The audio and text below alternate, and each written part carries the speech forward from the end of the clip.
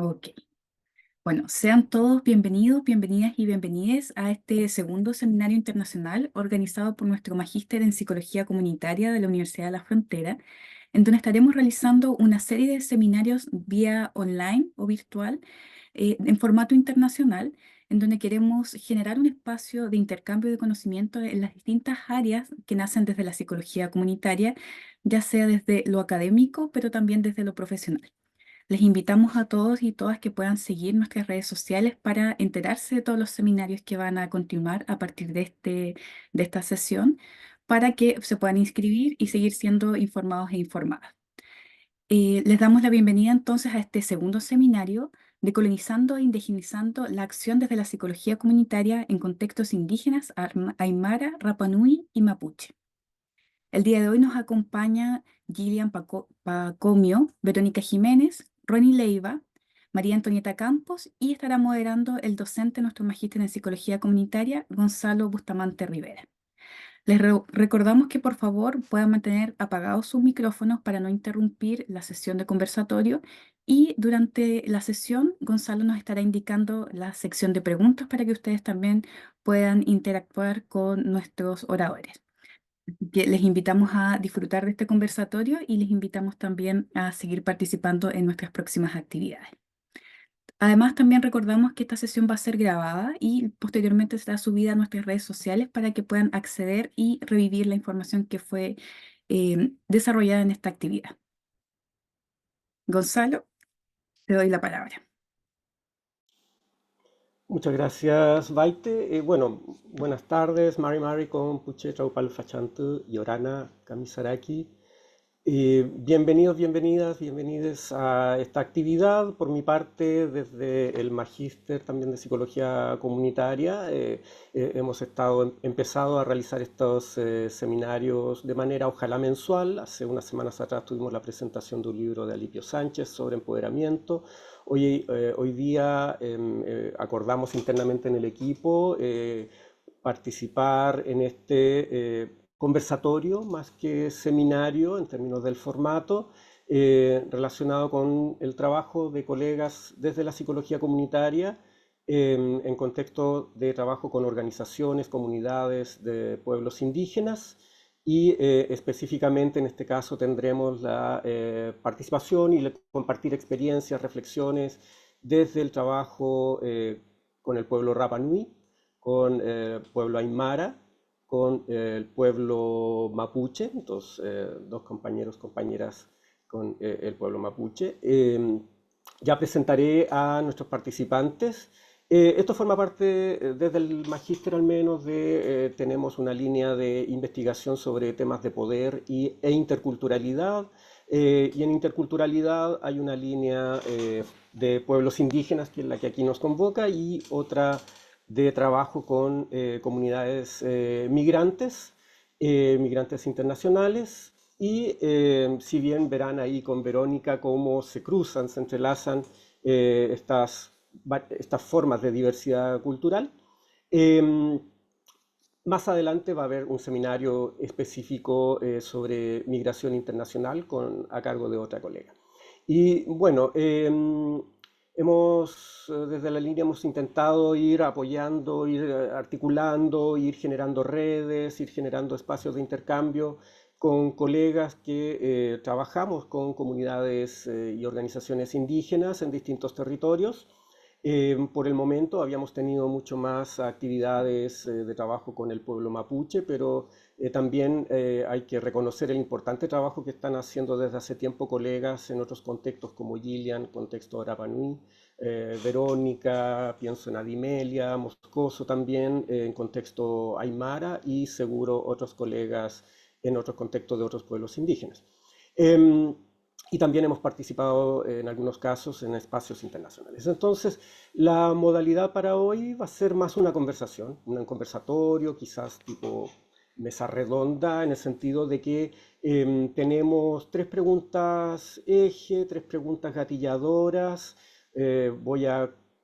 Después de presentar a los participantes, voy a señalar la primera pregunta y va a cada uno de los participantes ir en un tiempo breve señalando, compartiendo su experiencia, sus reflexiones en torno a estas preguntas. Una vez finalizada la ronda de la primera pregunta, pasamos a una segunda pregunta, donde nuevamente van a ir compartiendo sus reflexiones e experiencias. Son 3 preguntas. Luego, finalizadas las 3 preguntas, puede haber una conversación, intercambio, tanto entre nuestros participantes como también con el público, que si lo desea en ese momento puede compartir, preguntar, compartir experiencias, reflexiones, comentarios acerca de lo que aquí se va a compartir. Tenemos calculado un tiempo aproximado de 1 hora y media máximo para este conversatorio, tanto de los panelistas como también de las preguntas de parte del público. Hay flexibilidad para alargar un poco más si así diera, pero 1 hora y media aproximadamente es suficiente para no cansar al público. Esto va, como dice Baite, va a estar guardado y va a quedar después en el canal YouTube, por lo tanto lo podrán también seguir viendo y podrán recibir el enlace para que lo vean y lo compartan. Así que muchas gracias. Les presento entonces a nuestras participantes. Em, Tendremos Gillian Pacomio. Gillian es psicóloga, magíster en psicología comunitaria por la Universidad de Chile. Tiene un diplomado en género, etnicidad y políticas públicas también por la Universidad de Chile y estudios en salud mental desde un enfoque de interculturalidad. Tiene más de 15 años de experiencia laboral en salud pública en Chile y ha trabajado en salud mental, entre comillas, como ella bien ahí lo señala y va a explicarlo, en materia de prevención y tratamiento de adicciones en Rapa Nui, en la isla Rapa Nui, y en atención primaria de salud, en salud y también en espacios de CESFAM. Su tesis de magíster en psicología comunitaria se relacionó con un análisis crítico de las políticas sanitarias en contexto Rapa Nui, para problematizar la tensión que hay entre las políticas públicas de salud e implementación de ellas en contexto de la llamada Isla de Pascua. Tenemos también Verónica Jiménez. Verónica es psicóloga de la Universidad de Tarapacá, candidata a doctora en psicología de la Universidad de Tarapacá y de la Universidad Católica del Norte. Es psicóloga clínica.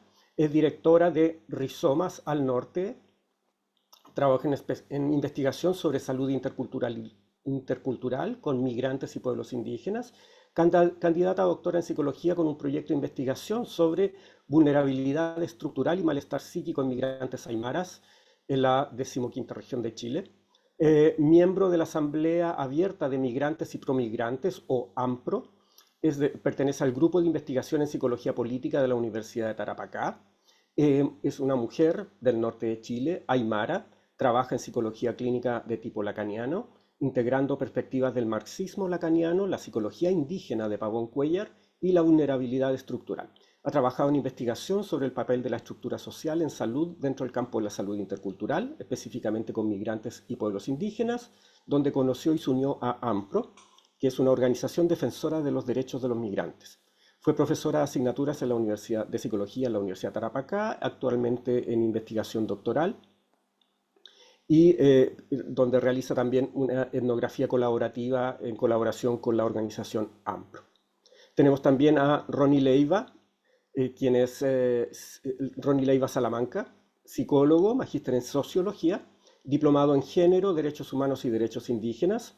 Él pertenece al LOF Mapu Folilco y también forma parte del equipo del informativo Mapu Express. Es psicólogo con formación académica en derechos humanos, derechos indígenas, enfoques de género, evaluación psicológica y psicoterapia cognitivo-conductual. Ha trabajado en áreas como la investigación, docencia, salud mental, psicología comunitaria, psicología forense, copertinencia cultural y derechos indígenas.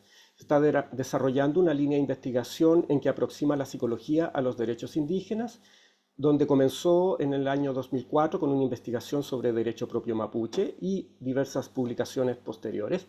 Y también el desarrollo de su tesis sobre la sociedad mapuche contemporánea en el año 2016.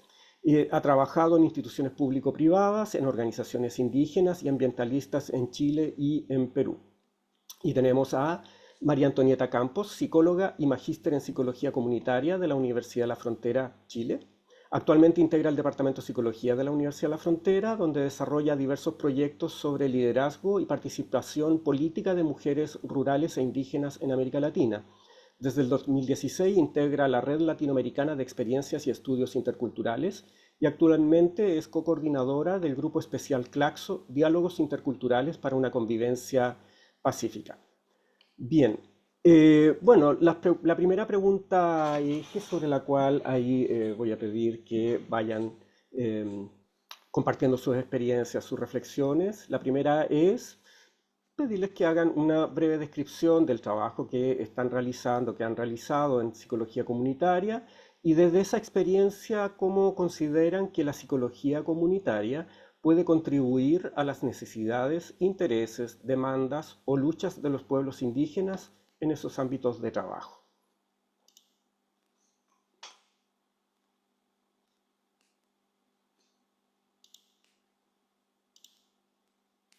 Creo que parto yo, ¿no, Gonzalo? Perdón, sí, disculpen, Sí, comienza Gillian. ya, ok. Voy a poner el tiempo de todas formas para no pasarme. Bueno, yo creo que es un buen punto de comienzo. Es como cómo puede aportar la psicología comunitaria en nuestro quehacer. Y también encuentro que es muy interesante plantearlo desde el quehacer profesional, porque muchas veces lo vemos como desde la investigación, desde lo académico, que por supuesto que es necesario, pero además es importante que exista esta conversación con el quehacer profesional, como cómo nos situamos desde cómo entendemos la salud, cómo entendemos la salud mental también, cómo se practica y cómo se lee, porque para situarlo un poco, qué es lo que pasa con el caso de Rapa Nui. En Rapa Nui recién, a partir del año 1966, llega todo lo que es el Estado en la isla. Lo que significa que para atrás, si bien la isla fue anexada en el año 1888 como parte de Chile y se declara la soberanía, recién a partir del año 1966 existe una aproximación de parte del Estado para hacerse cargo en materia de salud, de educación. Ahí es cuando se instala el hospital. Si bien el hospital venía como de antes, como algo más como desde cuidado, que tenía que ver con el cuidado, recién el nombre como de hospital empieza en el año 1966, con toda la llegada de los programas de la gobernación, de la municipalidad, etcétera. Entonces, conformado como tal, empieza recién en el año 1966, lo que, si pensamos, es muy reciente. Estamos hablando de toda una historia para atrás de cómo se ha trabajado desde el punto de vista del sistema de salud pública en Isla de Pascua. Y recién en el año 2007 se instala el programa de salud mental dentro de la isla. Bueno, yo hablo del programa, pero en realidad partieron dos personas. Entonces, esa es como la realidad un poco de nosotros, a diferencia, y es súper importante situarlo desde ahí, porque yo admiro mucho a los colegas que van a presentar, que tienen mucha más experiencia y hay muchos profesionales también indígenas trabajando desde el territorio, pero en la isla se da este fenómeno de que todo es nuevo. O sea, si pensamos que recién desde el 2007 tenemos el primer programa de salud mental, y como lo decía recién, solamente con dos profesionales trabajando, eso nos habla de que todo es súper reciente. En general también los profesionales tienden a ser jóvenes, porque en la isla no tenemos muchos profesionales. También eso es otro dato importante. Nosotros no somos un pueblo indígena grande. Somos, según el censo del año 2017, éramos 7.000 personas. De las 7.000 personas, menos de la mitad es realmente de la isla. Entonces, también es otro fenómeno que tienes que ir siempre considerando cuando tú vas a empezar a pensar en estrategias de acciones, como con quién estoy interviniendo, quiénes están ahí, quiénes son las personas, cuál es la población con la cual estoy trabajando. Entonces, me parece súper importante cuando estamos hablando desde dónde aporta la psicología comunitaria, eso es un buen dato, es como desde dónde me sitúo yo, dónde estoy, con qué población estoy trabajando, quiénes viven acá, cuáles son sus características, cuál es la cosmovisión, porque si bien en las políticas públicas siempre ofrecen lineamientos, hay que entenderlos como tales, como lineamientos, pero no una forma eh, estricta de tener que implementar el programa como sale ahí. Entonces, me parece que es como un buen punto de inicio. ¿Desde dónde ejerzo mi quehacer profesional? ¿Dónde estoy situado? ¿Y cuál es la historia de la población con la cual yo estoy trabajando? ¿Quiénes atienden en el programa en el cual yo estoy trabajando? Y particularmente ocurre otra cosa que es muy importante, en la isla, que no se da tampoco en otros territorios, más del 90% es FONASA. Toda la gente se atiende en un solo sistema o sea, estoy diciendo 90%, el 99,9% de la isla es FONASA. Y ese 0,1 son personas que llegaron como casi de vacaciones, porque tenemos solamente sistemas de salud y educación públicos. Todo es público. Entonces, eso también es otro dato, porque en el fondo significa que todas las personas que se atienden desde salud mental tienen que ir a este hospital, no existen otras formas de atención. Entonces, de alguna manera tú tienes que aprender también a lidiar con las políticas públicas sanitarias, hacerle una lectura a eso y ver cómo se implementa en este contexto en particular. Entonces, a diferencia, por ejemplo, de lo que pasa quizá en otros lugares en Chile, la gente puede elegir entre ISAPRE, FONASA u otros sistemas alternativos de atención, privados, por ejemplo. En la isla, en general, la gente se atiende de esa forma. Acude al hospital Hangaroa, que es donde está dentro de este hospital está el programa de salud mental. Y dentro de este programa de salud mental también existió, en el momento en que también estuve ahí, el programa de adicciones. Y este programa de adicciones empezó a dar, tenía dos programas de parte de Senda, que era el PAV y el PAI, y que son estos programas como el ambulatorio intensivo y el ambulatorio básico, que ofrecen tratamiento para personas con problemas de adicciones. Y eso fue súper interesante, porque, y aquí quiero como terminar, porque yo finalmente estudié el magíster en psicología comunitaria, porque mientras yo estaba a cargo de este programa de adicciones en la isla, empezó a tener buenos resultados y muchos mejores resultados en términos de adherencia que el mismo programa de salud mental que atendía otro tipo de patologías, pero además que atendía otro tipo que no generaba la misma adherencia. Entonces, yo me pregunté, ¿qué está pasando en el equipo que genera que la gente vuelva?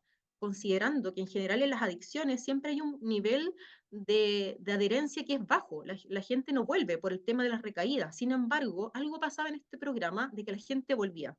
Entonces dije, algo debemos estar haciendo que funciona, de que la gente vuelve. Entonces, cuando empiezo el magíster en psicología comunitaria, una de las respuestas que encontré es que lo que pasaba con el equipo es que había una visión respecto desde dónde intervenimos y cómo aprendemos a leer todos estos lineamientos y políticas públicas de Senda, de las políticas sanitarias, cómo mezclamos el tema del convenio 169, etcétera, para que esto resulte. Entonces, respondiendo a la primera pregunta respecto desde dónde podría aportar la psicología comunitaria, siento yo que es algo que quizás es muy básico, pero es algo que ayuda, que es como desde dónde me sitúo, como entender cómo te da perspectiva, la psicología comunitaria te da perspectiva en el sentido de que tienes que considerarte desde una perspectiva histórica, social, cultural y por supuesto política. Muchas gracias, Gillian. Verónica, tienes la palabra. ¿Se escucha? Sí. Ya. Sí, bien. Bueno, soy una mujer aymara de acá de Arica, ya, psicóloga, y bueno, les voy a compartir un poquito mi experiencia, un poquito en torno a la pregunta. Llevo un proyecto de investigación doctoral acerca de cómo la estructura social produce malestar psíquico en migrantes aymara en particular. Yo soy aymara, pero no soy migrante, soy chilena. Este proyecto se realiza en colaboración con AMPRO, la Asamblea Abierta de Migrantes y Promigrantes, una organización defensora de los derechos de personas migrantes.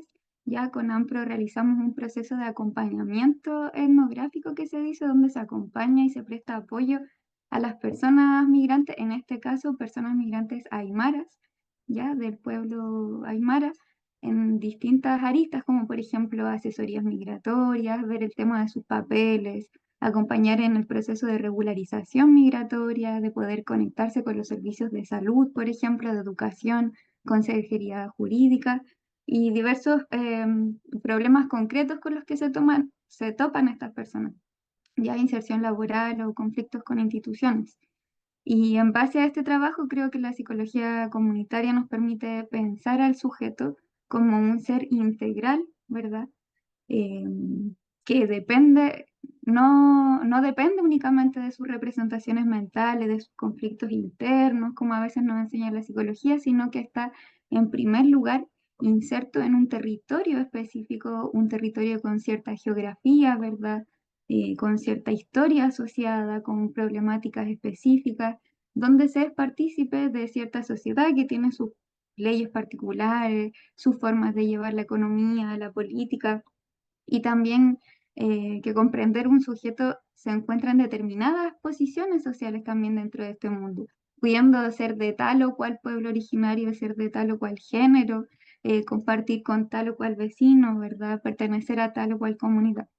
En fin, la psicología comunitaria creo que nos permite pensar al sujeto como un ser que está arraigado en algo más, que tiene un suelo, ¿cierto? Y que para poder cumplir con el fin último de la psicología, es necesario no pasar por alto esos espacios, esos aspectos, ya que de hecho van a ser los que van a ir definiendo la subjetividad de las personas y de las comunidades. Creo que hay algo muy concreto que diferencia la psicología comunitaria, que es precisamente que parte de la comunidad, ¿verdad? Que es un trabajo en terreno, estando ahí como donde las papas queman, por así decirlo. eh, Uno puede observar, detectar e intervenir de una forma no solo informada, sino con la gente. Lo traslado al menos a mi experiencia, por ejemplo, el trabajo que hemos tenido con AMPRO, por ejemplo, en una comunidad indígena al norte de Chile que se ubicaba territorialmente en una toma. Esa era una toma específicamente de pueblos originarios y el 80% de esa comunidad eran personas migrantes de Perú y de Bolivia, porque, bueno, históricamente había una circulación por ahí. Ahí in situ, visitando a la gente, nos encontramos, por ejemplo, con que no tenían suministro de agua potable, no tenían conexión a electricidad, no tenían luz, agua, baños, ducha, ¿ya? Lavan su ropa en el río, por ejemplo. Entonces es ahí en terreno donde uno realmente se da cuenta de las necesidades de las personas, de sus modos de vivir y esto me parece que hay que hacerlo con cuidado. eh, Importante también de no dar por hecho las cosas. Creo que es muy importante hacer eso cuando estamos trabajando como en un entorno o como en salud intercultural, por así decirlo, con personas de ciertas culturas, de ciertos pueblos, de no dar por hecho, entender la visión de esas necesidades no solo desde nuestro bagaje, sino comprenderlo desde su propio punto de vista. A esto en cierta literatura le llamamos humildad estructural, ya que es comprender que quienes más saben de su propia realidad y lo que necesitan para mejorarla es de hecho la misma gente.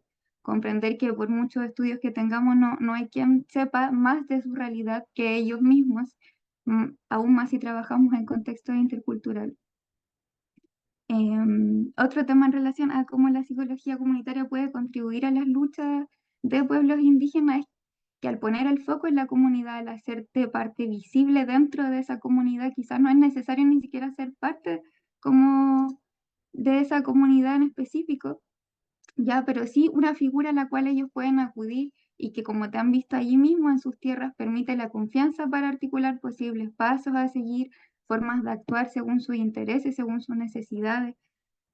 Por ejemplo, con AMPRO nos hicimos presentes ahí, nos buscaron en el momento en el que comenzaron a vulnerar su espacio, su entorno, sus vidas. Entre paréntesis, la toma fue desalojada en algún momento, muy violentamente. Trabajamos con ellos dentro de AMPRO, hay una abogada, por ejemplo, nos conseguimos la carpeta del caso, se les dio una asesoría, lamentablemente no se pudo impedir el desalojo por un tema de que la toma salía levantado en suelos privados, pero allí estuvimos con la gente sintiendo su dolor, la dirigente nos comunicaba las necesidades más importantes de la gente también en ese momento. Y creo que es importante que bajo nuestro rol también podamos hacer las denuncias correspondientes, mostrarle al mundo lo que está pasando para difundir al final esas voces, esas luchas. Por ejemplo, a ellos los estafaron, les dijeron que esas eran tierras indígenas y que lo único que debían hacer para tenerlas era usarlas, trabajarlas y sobre todo pagarlas. Se aprovecharon de una necesidad histórica y una lucha histórica de la población indígena, como lo es el tema de sus tierras. Dijeron que los reconocerían como sus dueños y pagaban esas tierras. Y finalmente la persona se fue lejos, ¿cierto? Nadie sabe de esa persona, saben que se compró casa, auto nuevo, en fin, pero es una violencia terrorífica igual contra el pueblo aymara y quechua y en general con la población indígena que vivía ahí eh, en esa toma.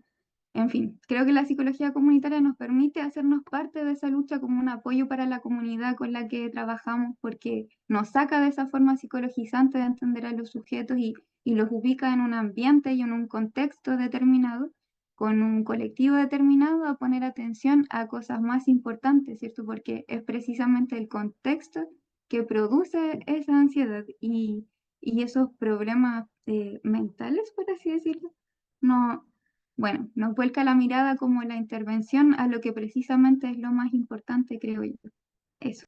Uy, disculpen si me extendí. Muchas gracias, Verónica, no te preocupes, vamos bien. Eh, Ronnie, eh, pues si puedes compartir tu reflexión, tu respuesta. Mai mai, mari mari, kompuche, kumpuwenui, akulum, tufan tram meu, inche, melinewen, piñe, Ronnie Leiva, Salamanca, folículos mapuñi, tugun, cam, Salamanca, Huanchuyani, Kipan. Em, Mi nombre es Ronnie Leiva, yo soy mapuche, originario de Folilco, es lo que les mencionaba, saludando a todas, a todos. Em, Quisiera comentar, como hacía la pregunta brevemente, un poco mi experiencia, que a esta altura de mi vida ya es más o menos extensa, pero quisiera hacerlo breve, aunque quisiera también no dejar de mencionar algunos elementos que para mí son relevantes un poco en este devenir y que tiene que ver en parte con mi ser psicólogo, mi formación profesional, pero también con mi carácter personal. Yo justo hoy día conversaba con un peña en la mañana y nos acordábamos de esta idea que en el mundo mapuche hay de que en el fondo la persona que pertenece a una historia, a una familia, a un cupalme, es como que hereda también mucho de las tareas, se podría decir, las habilidades también un poco, sin ir más lejos, los roles en el mundo mapuche, por ejemplo, el tema de ser lonco, ser huerquén, ser machi, siempre hablando desde las instituciones y desde la espiritualidad. Entonces, quizás por mi llegada desde esa entrada al mundo profesional, al mundo formal, Gonzalo, Pulamien, más entrada, cerrando la adolescencia, yo me doy cuenta de esta situación, ¿no? De que en el mundo mapuche vivimos en una condición de colonialidad, como se dice en estos contextos, ¿no? Opresión también, de posguerra incluso, si se quiere. Ahora, yo tuve la fortuna de, por un lado, tener a mi madre que me orientó mucho, como yo les decía, un poco uno recibe como las herencias de los mayores de los papeles que va a cumplir en la vida, cuando uno pertenece también a un territorio, ¿no? De alguna manera u otra. Em, y en el contexto incluso ya pensando en mi formación profesional en pregrado, yo ya tenía inquietudes. Y por ejemplo, justo ahora estaba, mientras escuchaba a las compañeras, pensando en que uno de los primeros temas que yo abordé en pregrado incluso es lo que hoy día desde la antropología se conoce como los Earth Beings o seres tierra, que hay una antropóloga peruana, creo que es Marisol de la Cadena, que lo ha desarrollado en los últimos años. Yo ya lo estaba investigando en el año 2003. Y luego me correspondió también ser parte de esta investigación sobre derecho propio mapuche, en donde nosotros decimos que el mundo mapuche es integral, ¿no es cierto?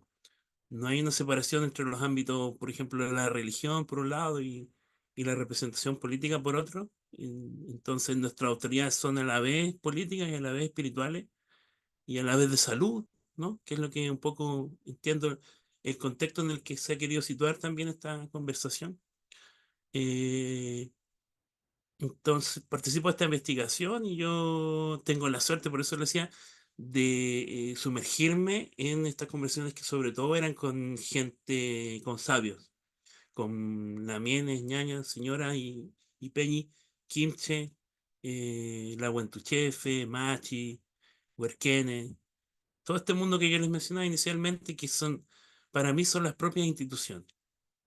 Eso me lleva también a otro tema que tiene que ver con que finalmente hay una visión también desde, yo no sé si decir el profesional, pero por lo menos desde la lectura, que es lo que se mencionaba, creo que Verónica lo decía, de conocer o quizás Gillian, de conocer también con qué se está trabajando. Y el devenir que quizás no solo la persona, sino que en el mundo mapuche es muy importante la familia también. Y por supuesto la comunidad, que a mí me gusta dejar un poco al costado esa palabra en el caso nuestro y llamarlo más bien los mapu, porque también ahí se está hablando un poco de la institución, se habla del espacio ceremonial y de cómo finalmente hay una historia en que se ha perdido producto de una invasión, de una colonización que incluso tuvo una fecha de inicio y un documento legal en el Parlamento chileno a fines del siglo XIX, donde se firmó la ocupación del territorio mapuche y que coincidentemente ocurrió en los dos lados de la cordillera, ¿no? En el Puelmapo, que es para nosotros el este, el lado de Argentina, y también en Gulumapu, de manera concertada se planificó esta invasión del territorio mapuche que hasta fines del principio del siglo XX era un territorio, otro país, digamos, un país autónomo,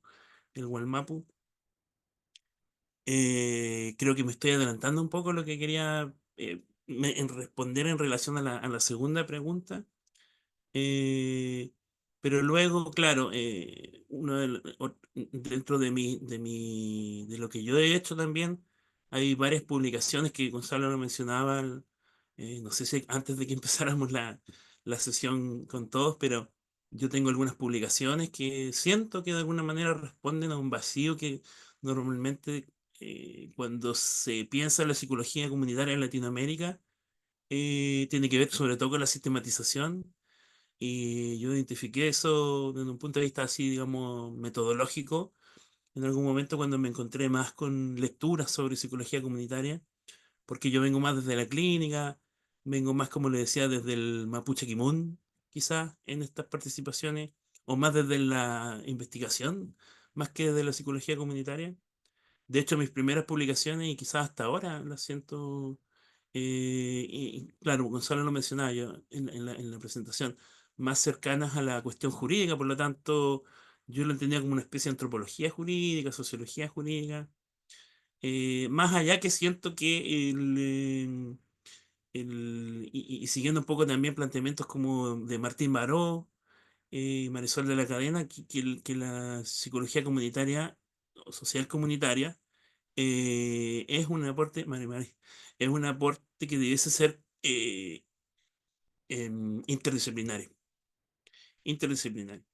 ¿Ya? Por lo tanto, en lo que respecta a, como decía, sistematización, bibliografía, cualquier colega psicólogo que quiera trabajar en espacios aportándole a los procesos que atraviesa el mundo mapuche, nutrirse de bibliografía. Yo, como lo que iba diciendo, yo tengo hartas publicaciones en relación a la temática de distintos temas desde el derecho propio hasta la situación de la sociedad mapuche y la mujer, la economía, algunos aspectos. Pero también, por supuesto, hay mucho desde la antropología o desde la comunidad de historia mapuche. Es importante nutrirse de la bibliografía y conversar con los kimchi, como yo decía al comienzo. Eso por ahora, compuche, ¿cierto? Feley, muchas gracias, Ronnie. María Antonieta. Gracias, Gonzalo. Voy a poner el tiempo también para ajustarme y hacer más dinámico el espacio. Bueno, un saludo a quienes están hoy día conectados al conversatorio. Saludo nuevamente también a los compañeros y compañeras que me antecedieron. Súper agradecida de la invitación del Magíster de Psicología Comunitaria, porque como decía justo antes que entrara, ¿no es cierto?, la audiencia, es enriquecedor poder conectar con otras experiencias, con otros colegas que están en temas similares y que no siempre tenemos espacios para poder intercambiar experiencias y conocimientos. Así que desde ese punto de vista, para mí es una oportunidad sobre todo aprender y conocer los colegas están compartiendo. Decía antes, mi nombre es María Antonieta Campos Melo, yo soy psicóloga comunitaria, soy de la ciudad de Temuco, he vivido, digamos, y me he criado en este territorio. No soy mapuche, sin embargo, me siento muy identificada con pertenecer a un territorio que es mapuche. Mi familia ha hecho acá su vida, pero sin ser, ¿no es cierto?, pertenecientes al pueblo mapuche desde muy pequeña, creo que tuve no solo interés, sino que también reconocimiento a que vivíamos en un territorio que le pertenecía a un pueblo, a una nación, a una cultura. Un poco también mi presentación a modo de dar a conocer por qué me relaciono con estos temas, por qué me fui involucrando en tanto digamos mi opción por la psicología comunitaria, que fue muy inicial, mi interés fue entrar a esta disciplina justamente por conocer la psicología comunitaria y entender que eso me interpretaba mucho más en esto de aportar al ser humano, pero desde una comprensión mucho más integral que lo que hace la psicología más tradicional o los enfoques clínicos o terapéuticos. Y eso porque, bueno, estando en el colegio, yo siempre vivía en un sector más bien urbano marginal de la ciudad de Temuco, y me sentí desde muy joven, digamos, interpelada a poder aportar a transformar esos espacios. Y que si bien es cierto, yo tuve oportunidades brindadas principalmente por mi entorno familiar, que me permitieron, ¿no es cierto?, continuar estudios y realizarme en el ámbito profesional, iba viendo, digamos, como otros jóvenes, como otros niños y niñas, igual que yo, no tenían esa oportunidad. Entonces, en esa experiencia de trabajo bien temprano, cuando tenía 14 o 15 años, como voluntaria también en algunos campamentos que circundaban la población donde yo vivía, es que me intereso también por trabajar en la psicología comunitaria y sobre todo como también abordar mi trabajo desde una posición política. Y luego, bueno, la universidad siempre me vi también interesada por trabajar, les decía antes a los colegas, en los espacios rurales. Notaba siempre cierta comodidad de los colegas o los compañeros por trabajar en los espacios laborales que eran, o de prácticas incluso tempranas, en los espacios que eran más conocidos, más seguros, más cercanos, menos riesgosos. Y siempre mi posición era que había que estar donde, o yo quería estar donde habían más necesidades y menos manos, digamos, para poder comprender de otras formas esos escenarios. Entonces me fui vinculando mucho al trabajo rural, y ahí, bueno, me encuentro con el mundo mapuche,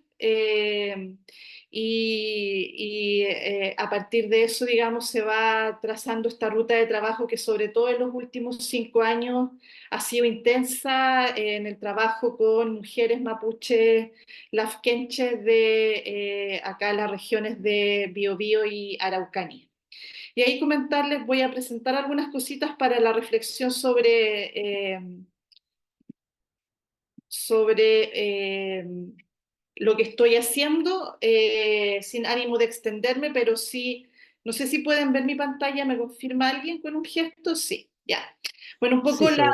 la extensión también de la presentación a propósito de estas, aquí puse algunas citas respecto a la importancia de también no solo saber qué hacemos y quién estudiamos, sino por qué lo hacemos, quiénes somos, qué nos interesa y desde dónde también estoy mirando y construyendo los propios procesos que trabajamos e investigamos. Algunas citas que me parecían importantes también, la primera de ellas de Harding, que dice que cada científica construye su propia versión del mundo, una versión parcial que depende de dónde viva, de dónde sea y de su propia vulnerabilidad. Así la posición desde donde se ve el mundo determina cómo lo focalizamos y qué oscurecemos. Y otra autora, ¿no es cierto?, que señala también que es muy importante en quienes trabajamos en estos temas, ¿verdad?, la conexión que existe entre nuestra propia biografía, el contexto social histórico y la investigación o los temas que trabajamos. Y eso es finalmente lo que podemos desde este ámbito de trabajo, que por una parte tiene un enfoque desde la psicología comunitaria, es lo objetivo. Es lo que Haraway llama como los conocimientos situados, comprometidos y responsables, pero también situándonos a nosotros como interventores, investigadores, psicólogos, digamos, también en el lugar, en los temas también que estudiamos. Y otra cosa también importante de señalar, yo hoy día trabajo en la universidad, todavía de manera muy precarizada, como muchos, digamos, de quienes trabajamos en la universidad, con contratos que no son estables, sin jerarquía académica, ni contratos profesional, no académicos. Sin embargo, también eso me permite hacer una investigación mucho más comprometida, mucho más también militante, porque me da la libertad o la flexibilidad también para trabajar en los temas que me interesan, no necesariamente cumpliendo con los objetivos que muchas veces se piden a los académicos que son parte, digamos, de la planta universitaria. Me da esa flexibilidad. Y aquí una frase también que señala Hamed, que dice que el confort es mucho más difícil de ver cuando uno lo vive. Por lo tanto, también esa inconformidad o esa falta de comodidad en mi espacio laboral hoy día me permite ver, ¿no es cierto?, otros aspectos que son importantes ver desde el mundo académico, que uno también, al que tiene muchas críticas. Voy a pasar a la siguiente, respecto a la ruta de trabajo, lo que hemos hecho en estos últimos 4 o 5 años, un trabajo que empezamos el año 2019 y 2020 con mi tesis de magíster sobre relaciones de poder en el territorio lafkenche del Budi desde una mirada de las epistemologías feministas. Luego el año 2021 dimos continuidad a ese proceso trabajando con otros 2 territorios, tanto de Tolten y Tirúa, con un informe que nos encargó UNESCO a un equipo de 5 países distintos que conformamos por esos años. Un informe que se denominó Mujeres, Territorio y Pandemia. El año 2022 nos adjudicamos con un equipo de acá de la universidad, entre ellos también la directora del Magíster de Psicología, Alba Zambrano, una beca Claxo, denominada Trayectorias Políticas de Mujeres Mapuche Lafkenche, que trabajamos en los mismos territorios antes mencionados. Y continuamos ese trabajo el 2023 con un proyecto de innovación social en donde tomamos lo que era el trabajo anterior de las trayectorias políticas de mujeres mapuches para construir mediante metodologías participativas y artísticas un trabajo que denominamos Cuentos de Niñas Rebeldes para renovar el liderazgo de mujeres mapuches. Sus historias de vida, digamos, fueron construidas de manera participativa como relatos que queremos hacer parte de un libro. Y actualmente nos adjudicamos junto con 2 equipos de la Universidad Iberoamericana de México y la Universidad Autónoma de Chiapas, un proyecto del Fondo Chile-México que hemos denominado Liderazgo y Participación Política de Mujeres Indígenas para la Construcción de Paz. Es un trabajo que actualmente estamos haciendo entre la región de la Araucanía y algunas comunidades del estado de Chiapas en México. A partir de esta experiencia es que surgen las reflexiones que voy a compartir hoy día durante el conversatorio.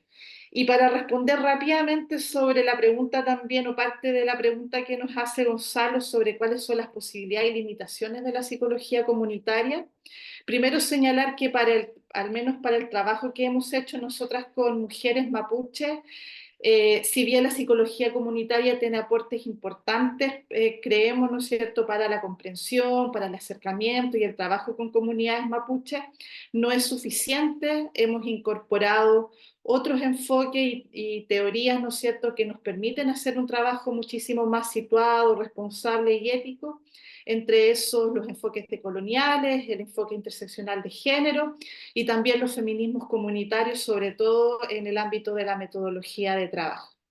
Y otro aspecto que me gustaría también comentar es que también la psicología comunitaria nos permite un acercamiento al ámbito del trabajo con población, ¿no es cierto?, con personas mapuche, o tienen algunas intersecciones con lo que hemos ido aprendiendo respecto al mapuche kimun, sobre todo a la comprensión o a la importancia de la comunidad o LOF desde el mundo mapuche, y también la comprensión del territorio, lo que podría ser desde el mundo mapuche el Litrofil Moyen o el Kume Moyen.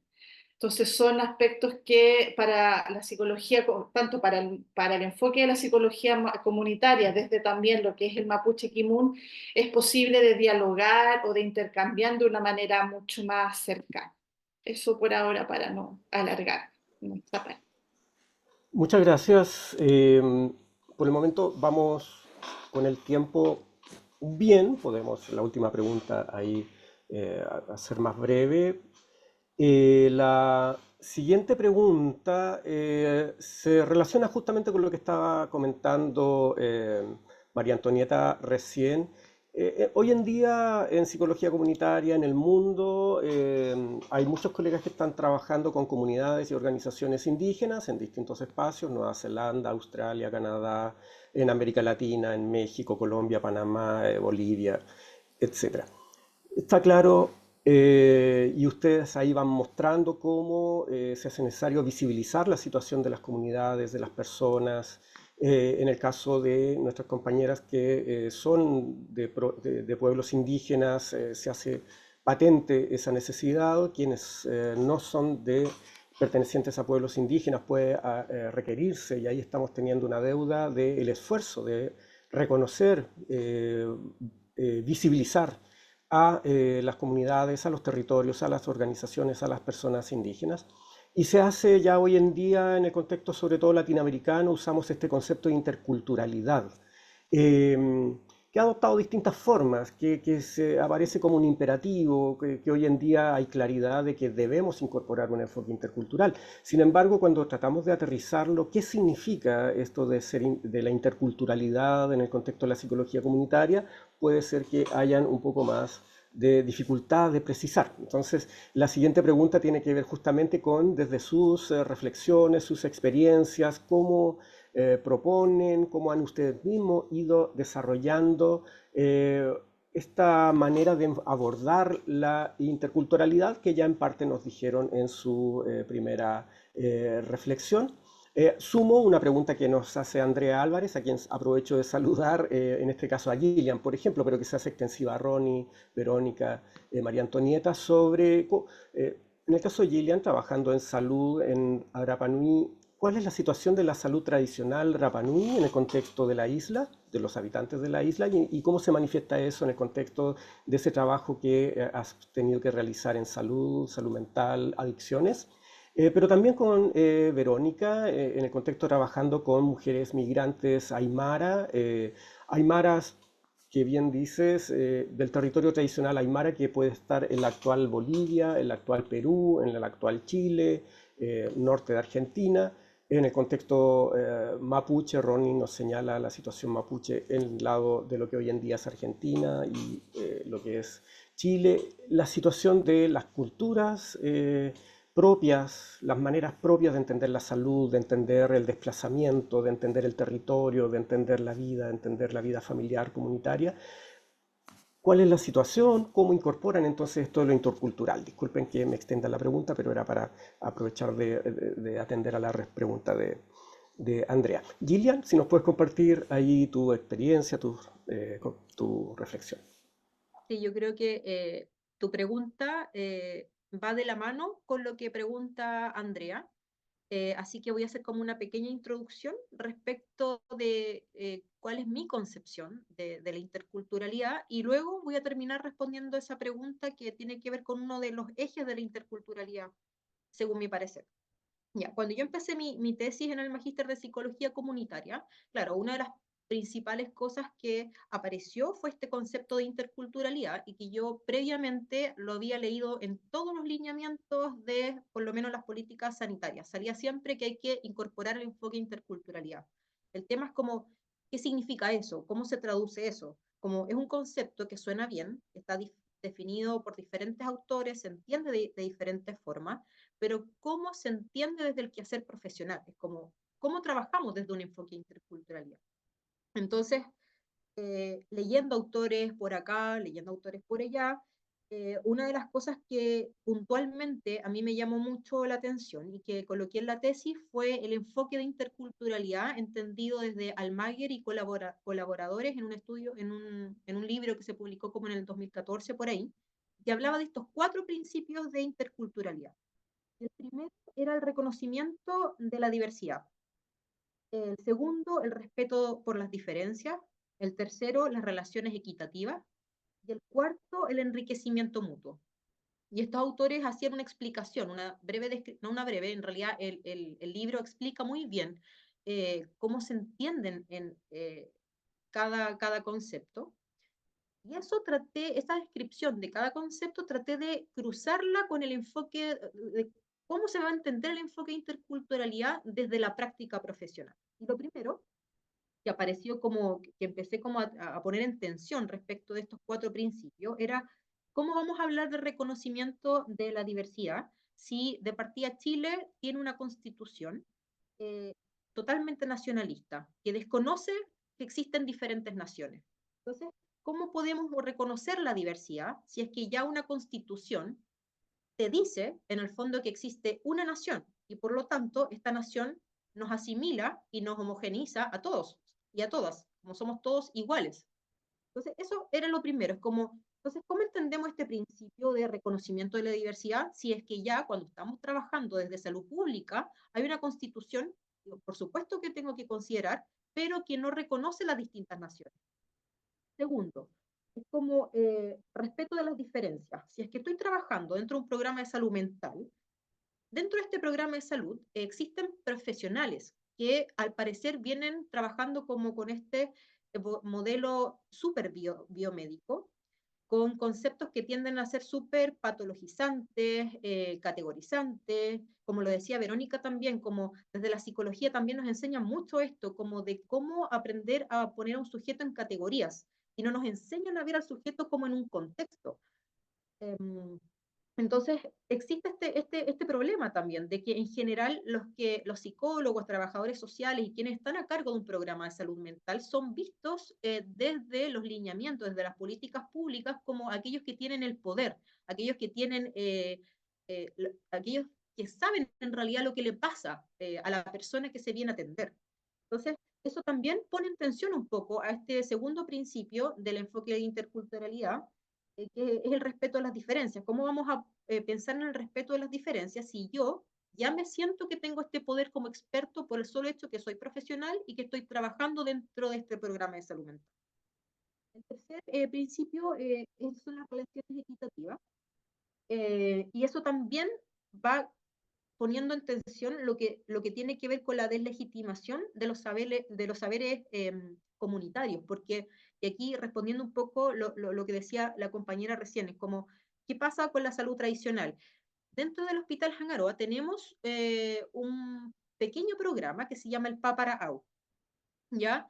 Y en el fondo es una forma de tratar la salud, prevenir la salud, tratar la salud, eh, y sin embargo está como, y viene del Pepsi, es Pespi, pero no Pepsi, viene del Pespi, entonces viene como con el presupuesto de ahí y con el lineamiento de ahí, pero lo que siempre alegan, critican justamente, válidamente, las mujeres que hacen paparao, es que son vistas como algo aparte, como que no está sincronizado, cohesionado, no es como parte del hospital, sino es como si fuera como el amigo pobre, como el que está solo, el que está suelto, aislado.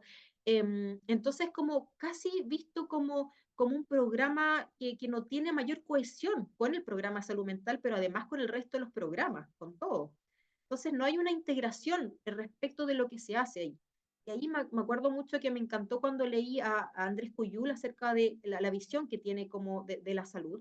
Y él hablaba de este concepto de que la medicina indígena era como casi como una folclorización, se hacía una folclorización reduccionista de las prácticas indígenas. Entonces, claro, está mencionado en muchos lineamientos que vienen desde el MinSal, del enfoque interculturalidad, de la importancia de considerar la cosmovisión indígena, de la medicina tradicional indígena, dentro de los programas de salud mental, pero el cómo se hace finalmente termina siendo como una reducción, es como ya, démosle lugar, démosle un poco de presupuesto, pero no existe una cohesión, no existe algo integral. Entre, en el caso de la isla, el paparao, que es esta medicina tradicional indígena, y el programa de salud mental y el resto de la comunidad. Entonces pareciera como que todos queremos hacer algo, pero cada uno en su propia isla. Entonces, al haber una falta de cohesión entre cada uno, finalmente lo que logramos son dos cosas. Primero, que cada uno trabaja en su isla, y segundo, que no termina habiendo un trabajo cohesionado entre todos. Eso también de alguna forma termina desintegrando también al mismo sujeto que se viene a atender. Entonces, yo creo que respondiendo un poco a tu pregunta respecto de cómo podemos entender la interculturalidad, sería problematizando esta tensión entre estos cuatro principios, entre el reconocimiento de la diversidad, respeto a las diferencias, las relaciones equitativas, el enriquecimiento mutuo, y cómo estas tensiones podemos empezar como a buscarles un poco la respuesta, pero yo creo que algo que nos ayuda es al menos empezar a mirar que tiene que haber una tensión en esto. No podemos darlo por hecho, y una vez que problematizamos vamos viendo estrategias de acción. Muchas gracias, Gillian. Verónica. Mm, Bueno, en primer lugar me gustaría señalar algo conceptual y estoy muy de acuerdo ahí con la colega Lilian. Creo que no debemos olvidar que la palabra intercultural ha sido usada muchas veces como una forma de esconder igual las asimetrías de poder entre las distintas culturas. Esto mi maestro me inculcó mucho, así como verlo. Por ejemplo, cuando dicen que el sistema de salud chileno tiene un enfoque intercultural, por ejemplo, puedes acceder a una partera en el proceso de parto, por ejemplo, y eso está escrito, claro, pero a la hora concreta en la que se llevan a cabo las cosas, no es lo que hay. Por ejemplo, no sé, mi cuñada perteneciente al pueblo Licanantay pidió una partera cuando estaba en su proceso de parto y lo primero que le dijeron fue un no rotundo, bajo excusas que la pandemia, que la restricción de personas, y las primeras figuras que dejaron afuera por temas de confinamiento fue a las parteras, a los yatiris, que sería como un machi para los mapuches, por ejemplo, a los facilitadores culturales en los centros de salud, y luego dicen, no, sí, tenemos un sistema de salud intercultural que toma en cuenta la cultura de las personas, pero esa palabra ha sido muy manipulada igual para la conveniencia del mismo Estado hegemónico que dice tener políticas de reparación. Ahora bien, creo que es importante partir por reconocer esas asimetrías y en esa conciencia trabajar con las organizaciones, las comunidades, los pueblos, entendiendo que en esa asimetría se ha dejado fuera lo más importante, que es su voz también, sus prácticas y también el no estereotipatizar a la gente. Quizás, no sé, por ejemplo, quizás es Aymara, quizás se atiende con Yatiris, pero quizás ahora quiere un psicólogo y no hay problema. Quizás lo diagnosticaron con esquizofrenia y a la persona lo agarró la tierra, que es un problema de salud, por ejemplo, para personas aymaras. Y quizás no era esquizofrenia, quizás efectivamente lo agarró la tierra. Entonces, cuidado con poner e imponer nuestras categorías a otras personas de otras culturas, pero tampoco caigamos en la estigmatización, ¿verdad? Porque también pasa en un mundo colonizado que no somos solo aymaras. Eh, por ejemplo, podemos ser aymaras y ser chilenos también, y quizás sí me agarró la tierra, pero eso no quiere decir que quizás me niegue un tratamiento psiquiátrico de pronto, o viceversa. De pronto hay usos paralelos de distintos tipos de medicina y está bien.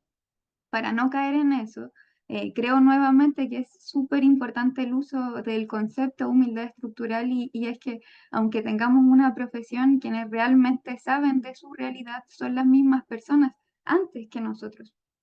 Eh, Epistemológicamente hablando igual, creo que como dije en el punto anterior, la humildad estructural eh, esto de no dar por hecho, no dar por supuestas las cosas, preguntar, recordar que existe un epistemicidio al que se han visto expuestos los pueblos originarios, donde sus saberes se han juzgado, se han ninguneado, se han buscado aniquilar, fin de cuentas.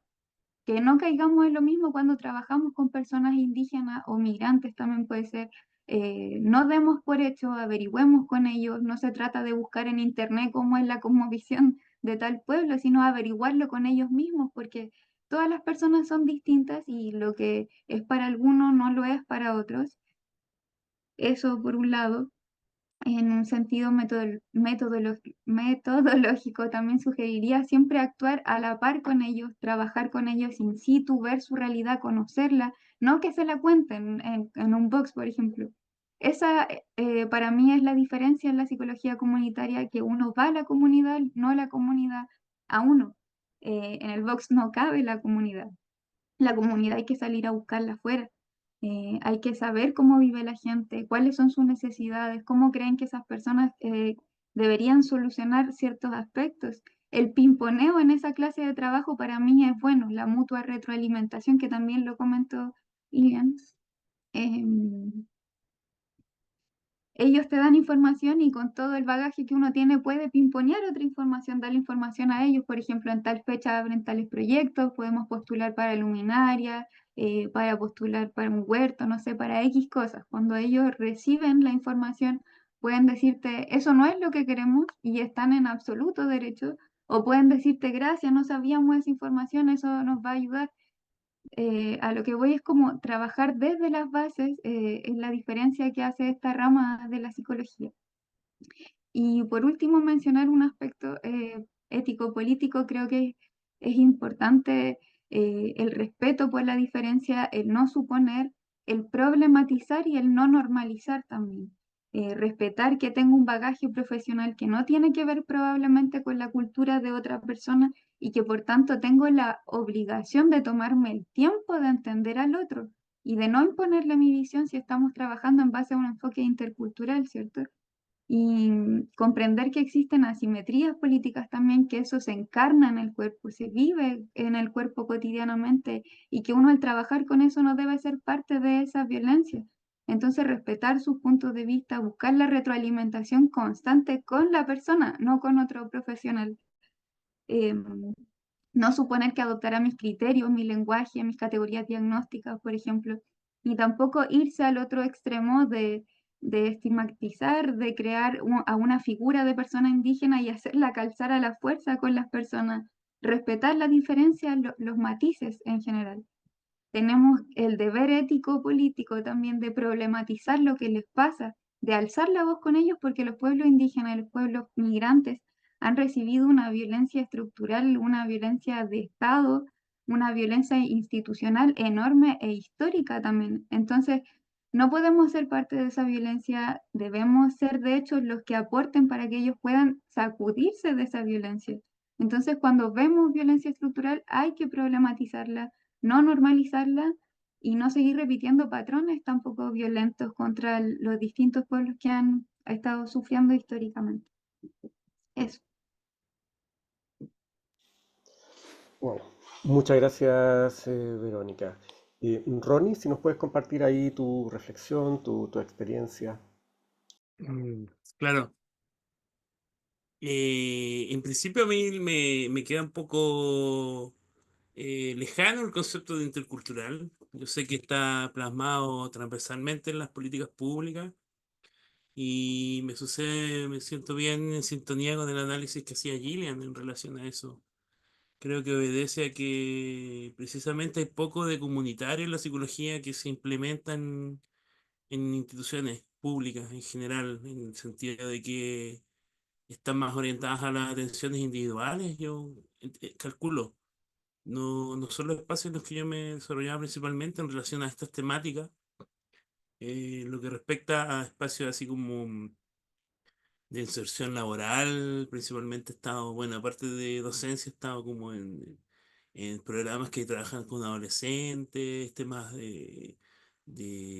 más jurídicos o de consumo, pero en lo que tiene que ver con psicología comunitaria normalmente ha sido desde el ejercicio más personal, ni siquiera profesional en el sentido de un puesto de trabajo, sino que más bien el voluntariado, la autogestión, la acción más privada. Entonces, mi experiencia es más desde ese punto de vista y yo creo que eso obedece principalmente a que hay poco, no sabría decir cuánto, pero hay pocos espacios que sean como que obedezcan a una psicología comunitaria institucionalizada, digamos, desde espacios de instituciones públicas que ofrezcan soluciones a las comunidades desde un punto de vista atendiendo a las necesidades, así como no como grupo humano o poblaciones o individuos, sino que más bien como comunidades,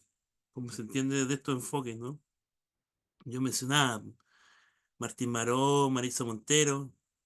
Para mí, cuando yo lo conocí, cuando me tocó hacer más bien cátedras de psicología social comunitaria, entendí que hay una propuesta muy interesante y que es fundamental para poder hacer psicología comunitaria la comprensión del ambiente sociopolítico, que es lo que yo decía antes, ¿no? Y que ahí hay una cuestión quizás epistémica también, de que finalmente el psicólogo que tiene una intención o un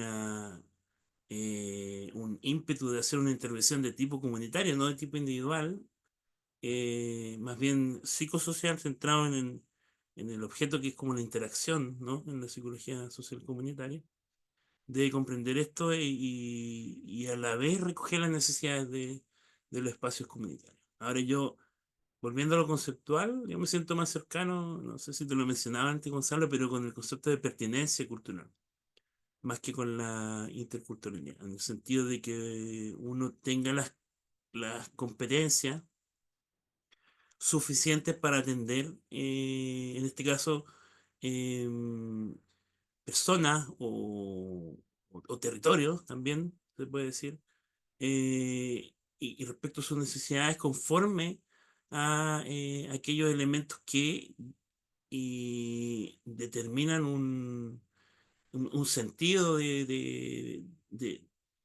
histórico también, de pertenencia, ¿no? De pertenencia y de pertenencia en este caso, a una cultura, a una sociedad distinta. Por eso para mí en algún momento fue relevante poder profundizar desde un punto de vista sociológico. Inicialmente mi entrada a este análisis fue desde de la teoría de sistema, de la complejidad, y más tarde desde las teorías de sistemas sociales, eh, que a través de ese enfoque hice yo mi tesis de magíster en sociología respecto a la sociedad mapuche.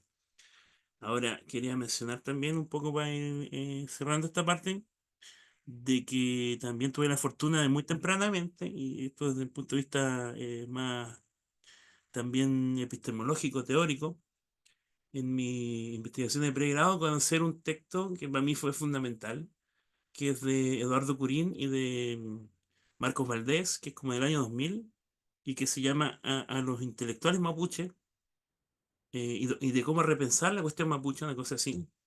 Una crítica que ellos hacen también desde la sociología a las lecturas que están haciendo respecto de la autonomía, la autodeterminación, y en donde yo creo, sin temor a equivocarme, que hay una formulación teórica muy interesante para quien le interese como, o le motive conocer y profundizar en la cuestión mapuche, una formulación teórica de lo que es la sociedad mapuche. Muy, muy incipiente inicial, pero que habla más bien de la reconstrucción y que se despoja un poco de las miradas más desde las teorías que se solían utilizar eh, como habermasianas o de ese tipo, ¿no? Por algunos intelectuales, como ellos dicen en el título, ¿no? Algunos intelectuales mapuche. Entonces hay una apuesta más bien desde el mundo mapuche por la autonomía y la reconstrucción, ya que el Estado, y ahí es donde vuelvo a lo inicial de la interculturalidad, el Estado más bien en términos históricos y actualmente, más que un verdadero aporte, yo creo que tiene que ver sobre todo por el análisis que sea Gillian de esta interculturalidad y cómo se implementa. Muchas veces más bien termina convirtiéndose más en un obstáculo que en una contribución. Entonces ahí es donde un poco, lamentablemente, el concepto queda un poco desfigurado, ¿no? El de interculturalidad. Eso por mi parte. Muchas gracias, Ronnie. María Antonieta.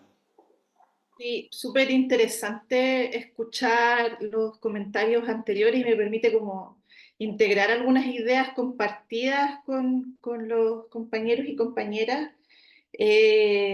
porque me sumó también a esta sensación de distanciamiento, de alejamiento, de incomodidad con el término de la interculturalidad que oscila, ¿no es cierto?, entre como una contradicción entre estos dos polos que han compartido los colegas. Por un lado, como esta idea de interculturalidad como enriquecimiento mutuo, ¿no es cierto?, que supondría relaciones de simetría, ¿cierto?, de igualdad o como queramos señalarlo, pero que como sabemos que estructuralmente no existen, se hace muy difícil en la práctica tener ese relacionamiento simétrico que nos permitan de uno o de otro lado relacionarnos de ese modo. Entonces, a mí me pasa que en lo práctico siempre termino reconociendo como que no soy indígena, que no soy mapuche, que por lo tanto tengo limitaciones para comprender al otro, pero también restricciones de que de lo que conozco tengo derecho a opinar, que de lo que conozco y empiezo a comprender tengo derecho a difundir, incluso en el ámbito también científico-académico. Eh, Uno se ve tensionado porque también hay un cuestionamiento respecto a los no mapuche que nos involucramos en temas mapuche, cuánto debemos involucrarnos y cuánto no. O sea, hay una tensión permanente que también se siente del otro lado. Cuánto le cuento a alguien que no es mapuche, eh, cuánto le permito, ¿no es cierto?, entrar o no a mi comunidad.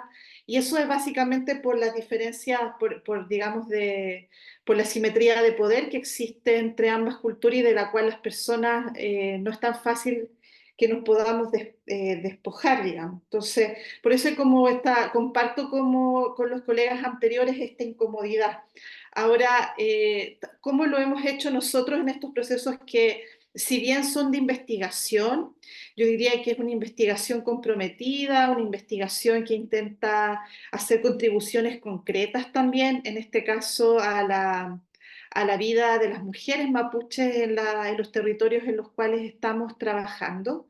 Comentarle un poquito el proceso y tal vez ahí sacar algunas lecciones, al menos compartirles las lecciones que nosotros hemos adquirido. Nosotros partimos sobre todo este último proyecto, voy a hablar de los aprendizajes, este último proyecto que es del Fondo Chile-México, en que estamos trabajando con mujeres indígenas tanto en territorio mapuche lafkenche como en el estado de Chiapas, con comunidades mayas tzotziles en el estado de Chiapas. Partimos de un planteamiento bastante científico y conservador, diría yo, planteando metodologías cualitativas, combinando, ¿no es cierto?, aspectos participativos, siempre desde una perspectiva crítica, sí, del rol que han desempeñado las universidades, nuestros propios colegas psicólogos también, incluso psicólogos comunitarios con población mapuche. Pero con decisiones concretas, yo diría, y las miro ahora en perspectiva bastante conservadoras, como haciendo enunciaciones sobre la importancia de la valoración del conocimiento, de las comunidades, la conformación de un grupo motor que acompañe el proceso de investigación. Pero la verdad es que el camino previo recorrido con nuestras contrapartes en los territorios, que son las propias lideresas mapuche lafkenche, nos empezó, como se diría en buen chileno, a dar vuelta a la tortilla. Y yo creo que ahí empezó un proceso mucho más interesante de trabajo de investigación mucho más cercano a lo que uno diría, esto supone un proceso intercultural. Las mujeres mapuches con las que trabajamos adquieren un rol activo en el proceso muy rápidamente. Esto dado de que ya nos conocemos hace muchos años, que ya empezamos a tener una relación más de, incluso diría yo, de amistad, de afectividad, y entonces ahí se empieza a construir un tipo de relación personal que contribuye a este relacionamiento más desde lo científico, de la investigación del mundo académico, mucho más interesante y, como decía antes, intercultural. Ellas empiezan a tomar decisiones del proyecto, a orientar nuestras acciones, a decir, no, esto sí se puede, esto no, yo sugiero que hagamos esto, no esto otro, en realidad esto que están pensando no debe ser así. Y nos empezamos también a descolonizar nosotras de nuestras propias metodologías. Y más bien yo diría, insisto, como ahora visto desde perspectiva y después de haber cometido errores, que nos hayan, ¿no es cierto?, retado y nos hayan dicho se equivocó, así no, esto lo hizo mal, debería haberlo hecho de esta forma, cómo se equivoca si usted ya sabe, todas esas cosas de ese tipo. Nos empezamos a dejar conducir más bien por lo que yo diría que son como metodologías propias del mundo mapuche, para la construcción de conocimiento. Ha sido súper importante entender lo que se denomina, ¿no es cierto?, se ha denominado como el protocolo mapuche, que para llegar, ¿no es cierto?, a realizar ya sea una entrevista o tener una conversación o ir a conversar de algún tema, se necesita, ¿no es cierto?, cierta orden, ciertos pasos a seguir que no siempre están no solo desde lo metodológico considerados los procesos de investigación, investigativos, sino que también desde lo logístico. O sea, los recursos que tengo disponibles para trasladarme al territorio para ir a hacer una entrevista en profundidad de tantas horas, etcétera, y no para hacer 5 o 6 encuentros o 5 o 6 visitas a una familia, para que finalmente en el sexto encuentro ya podamos conversar sobre el tema que queremos conversar, intercambiar y conocer. Entonces, eso han sido aspectos súper importantes. También no hemos, otro aspecto ha sido lo del mapuche kimun, entender, ¿no es cierto?, que hay un conocimiento, hay una forma de entender la vida, las cosas, las relaciones desde el mundo mapuche que no es homologable o, entre comillas, traducible siempre a nuestras lógicas occidentales. También nuestro aspecto ha sido lo de la importancia del tragunt, esto de tener espacios de compartir, de intercambiar ideas, de ir deconstruyéndonos también mutuamente en algunos aspectos. El misagún, la importancia, ¿no es cierto?, de compartir alimentos, que cada cual traiga algo. Inicialmente, por ejemplo, nosotros llevábamos el servicio de alimentación a una reunión, a un taller, a un almuerzo, nosotros lo proporcionábamos. Pero luego nos dimos cuenta que como se fue tejiendo la relación, las compañeras mapuches, ¿cierto?, llegaban con sus tortillas, llegaban con el mate, cada vez traían más comida, nos sobraba de la comida que nosotros llevábamos, y ahora ya, por ejemplo, en un encuentro que voy a tener en 2 semanas más, no vamos a pedir ningún servicio, sino que ellas me dicen, cada una va a traer algo para compartir, que los huevitos duros, que las sopaipillas, que las tortillas. Y ahí es cuando uno empieza a entender también que nos vamos nosotros en esos actos como muy cotidianos del proceso de investigación, nos vamos deconstruyendo para ir entendiendo o relacionándonos de un modo más intercultural en el ámbito de la investigación. Y lo último, tal vez señalar en esto también, que ha sido otro aprendizaje importante, hemos vivido como procesos como no sé si es un proceso, pero como esto de lo que es el poyegún, que es como la afectividad entre mujeres. La afectividad nos ha generado como un grupo de trabajo que hoy día nos entendemos como compañeras, como colegas incluso, en donde el tener espacios seguros de convivencia, de afecto, de atender nuestras emociones, nuestros sentimientos, de conocer cada cual sus historias también ha sido sumamente importante.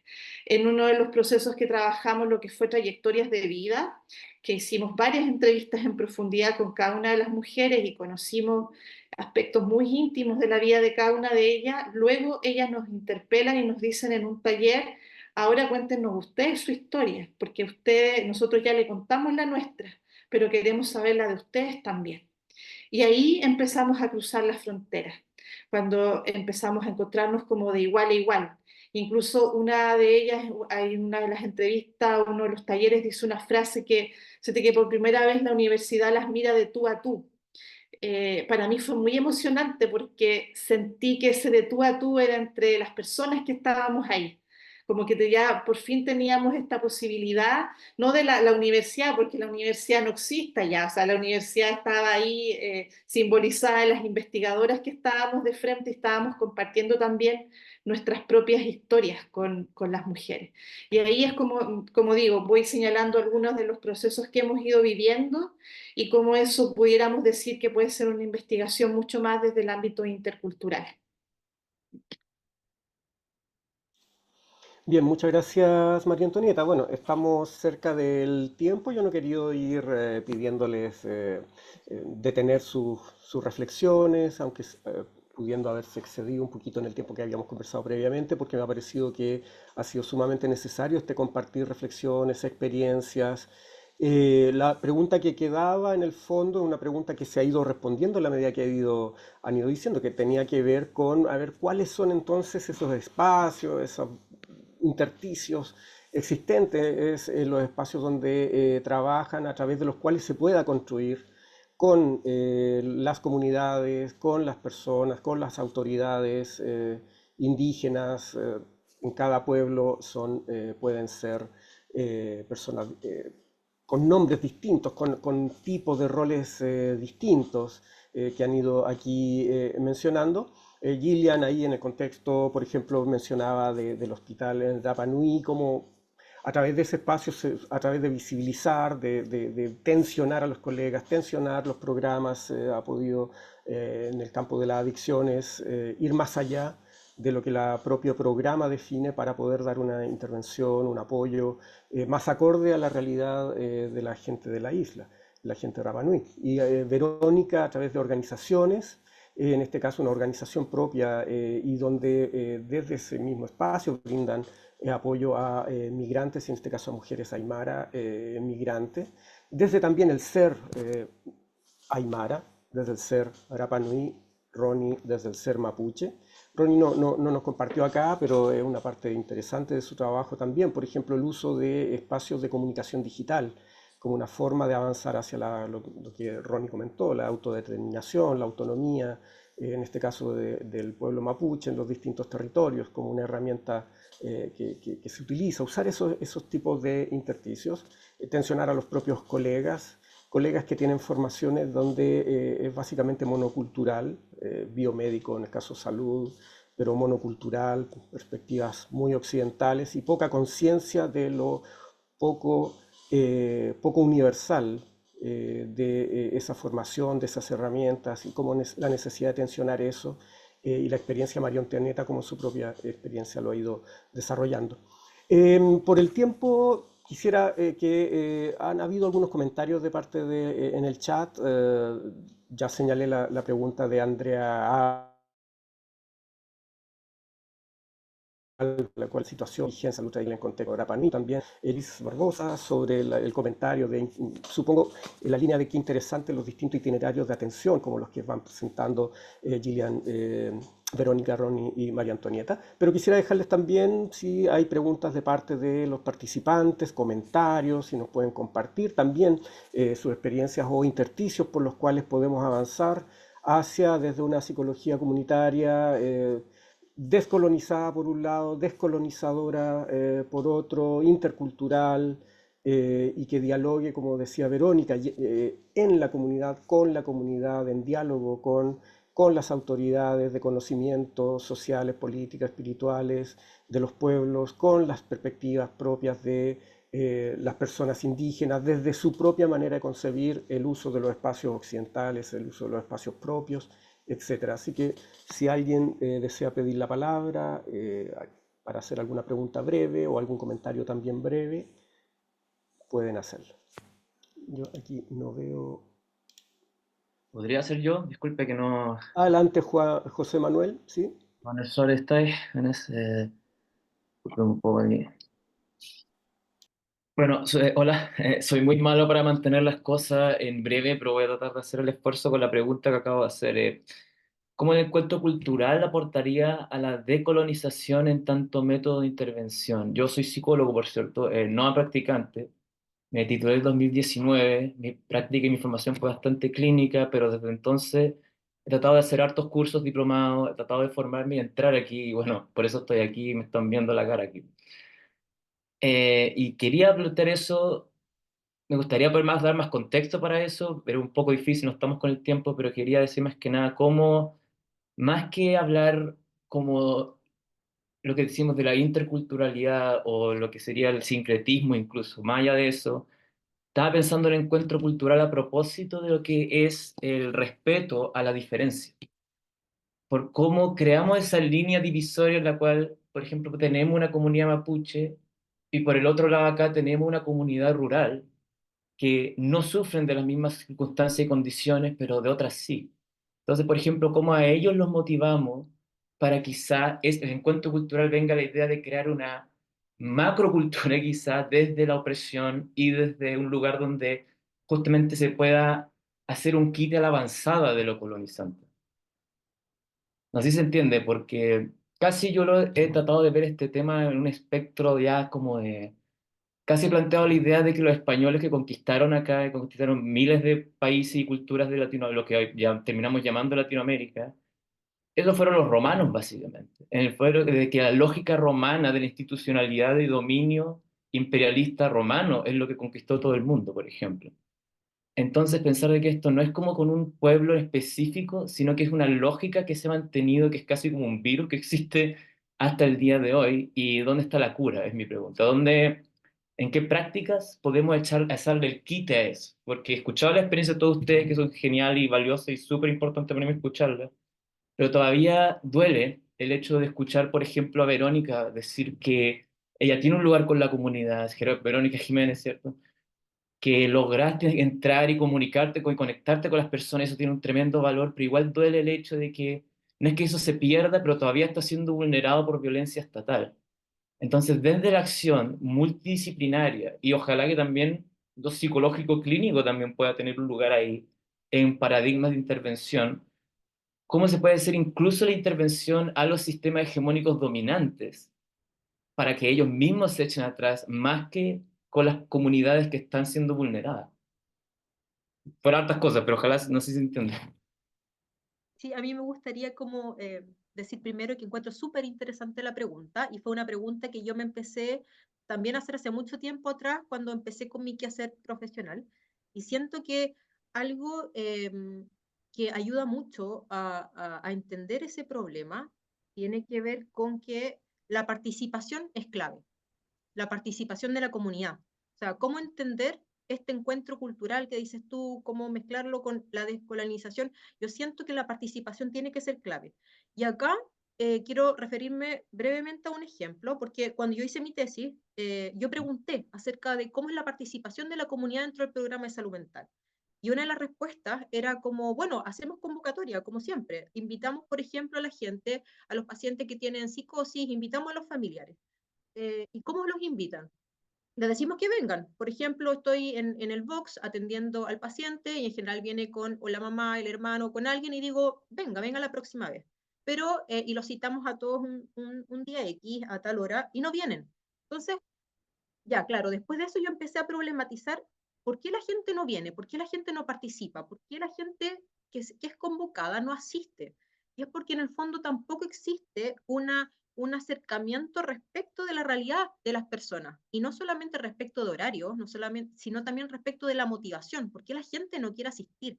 Y ahí es porque existe, yo siento, un desconocimiento respecto de factores estructurales propio de pueblos indígenas caracterizados por una historia de represión, vulneraciones, despojo de los que han sido expuestos hace siglos.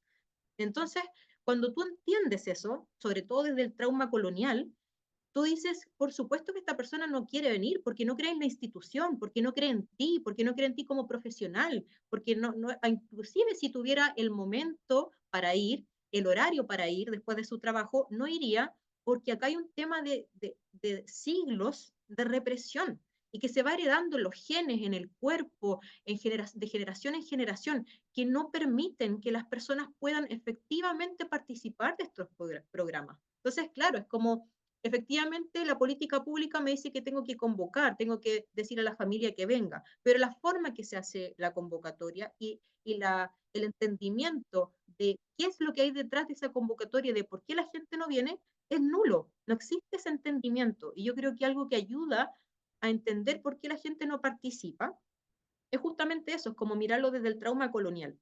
O sea, es como mi apreciación. ¿Puedo, Gonzalo, compartir una idea también respecto a Sí, la por pregunta y supuesto. lo que acaba de compartir también Gillian? Yo creo que la psicología comunitaria, justamente ya que estamos en el contexto de este magíster, da unas herramientas claves que tiene que ver con que si bien nuestro trabajo está focalizado en lo local, y en el trabajo, ¿no es cierto?, directo con y para comunidades y personas, siempre está este trabajo, esta mirada del trabajo multinivel. Para hablarte, digamos, justamente de este trabajo que estamos haciendo con mujeres mapuche de la zona de la costa, nos hemos ido, otra parte del trabajo que hemos ido haciendo y que también han ido orientando y han ido trabajando directamente las lamienes, tiene que ver con el trabajo con instituciones públicas del nivel local. O sea, hacer incidencia en esas instituciones, en los profesionales que ejecutan las políticas públicas a nivel local, sin esperar, diría yo, como grandes transformaciones, pero sí haciendo incidencia, como decía antes, a partir de la humilde generación de conocimientos que vamos haciendo en los procesos locales. Porque de hecho, las propias comunidades o las propias mujeres indican de que es importante para ellas que tomadores de decisiones a nivel local, las personas que ejecutan los programas públicos, tengan conocimiento también de lo que se va generando en el trabajo de la universidad con las comunidades, sobre todo si es un trabajo que ha sido también orientado y dirigido por las propias comunidades, en este caso por las mujeres. Entonces, ahí logramos hacer este trabajo como internivel. Incluso, por ejemplo, yo vengo llegando ahora de una misión que hicimos a Chiapas, en donde no solo en este proyecto participamos el equipo académico, digo, del intercambio internacional, el equipo académico que hacemos parte del proyecto, sino que hemos incorporado como expertas comunitarias y justificándolo así ante los organismos de cooperación internacional a las propias mujeres indígenas que están haciendo parte de las misiones. Tuvimos en mayo una misión de lideresas tzotziles mayas que vinieron acá al territorio mapuche lafkenche, y ahora yo acompañé, ¿no es cierto?, a compañeras mapuche lafkenche al estado de Chiapas a ser también parte de la misión. Y en ese espacio tuvimos un encuentro también con la Embajada de Chile en México, con otros organismos, digamos, de tomadores de decisiones, en donde básicamente tiene que ver con hacer incidencia y visibilizar también los procesos locales y este tipo de metodologías también. Y lo último, que no me quiero alargar, pero también para ser súper justo y creo que es un elemento súper importante, para mí ha sido fundamental el apoyo yo he trabajado en los últimos 2 años con estudiantes en práctica profesional una de psicología comunitaria y actualmente con un estudiante de servicio social, que son estudiantes mapuche.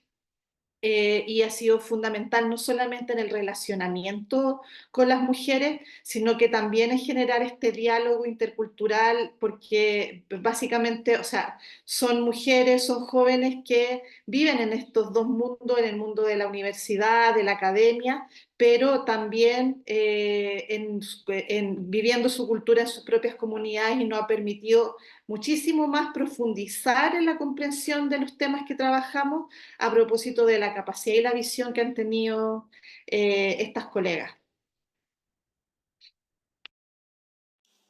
Muchas gracias, María Antonieta. Verónica, Ronnie, no sé si quieren compartir alguna reflexión en relación a lo que señalaba José Manuel.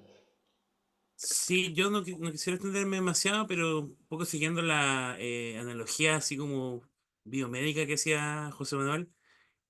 Claro, importante en los pueblos y un poco la línea que yo he seguido tiene que ver con eso, con encontrar como el sistema inmunológico, las membranas, fortalecer el cuerpo, los órganos del mundo mapuche, ¿no? Que son las instituciones, y para mí este sistema inmunológico, la espiritualidad, la lengua, el derecho propio.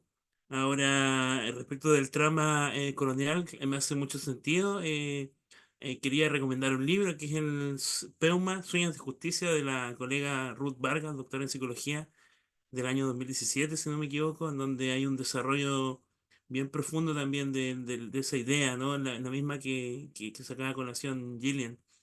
Y respecto de cómo intervenir más bien hacia este otro mundo, que es el mundo que viene con la analogía, ¿no? Del virus, que yo igual le he pensado harto, como una especie de, porque el cuerpo ha sido dañado, ha sido atacado, ¿no? El de los pueblos indígenas. Y para eso aparecieron, por ejemplo, en su momento, 89 si no me equivoco, el Convenio 169, 2007, la Declaración de Naciones Unidas por los pueblos, eh, por los derechos de los pueblos indígenas. Pero aún así los estados poniendo sus propias riendas o frenos en este mundo en el que existimos, que es el poder y la cultura, ¿no es cierto?, hegemónica, para que ir más lejos, las guerras que en este momento están en curso, ¿no es cierto?, el genocidio, y haciendo paralelos también con el pueblo mapuche, ¿no?, con el pueblo palestino. Entonces tiene que ver con la ambición, y eso me lleva más bien al tema como de las políticas o del modelo extractivista, que es lo que también me recuerda un poco el otro tema que ya quedó en el tintero, nomás que mi participación en Mapo Express, que los invito a visitar también ahí mapoexpress.org para más información. Eso de momento, Gonzalo.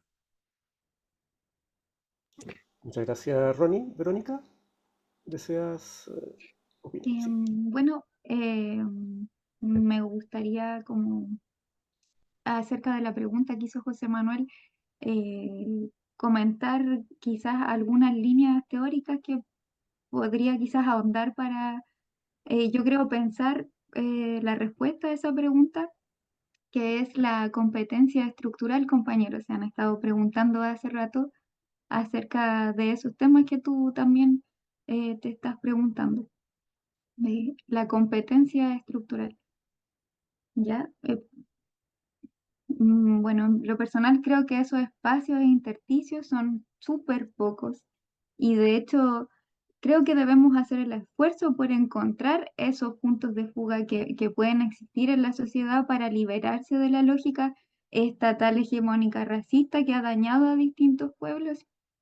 Creo que los empleos que tenemos como psicólogos están de hecho pensados y estructurados para que respondan a los conflictos de cierto tipo de estructura social en la que vivimos. Entonces, es difícil salir de esa lógica porque nuestros empleos, de hecho, están pensados para eso y creados para esa lógica neoliberal en la que estamos sumergidos globalmente.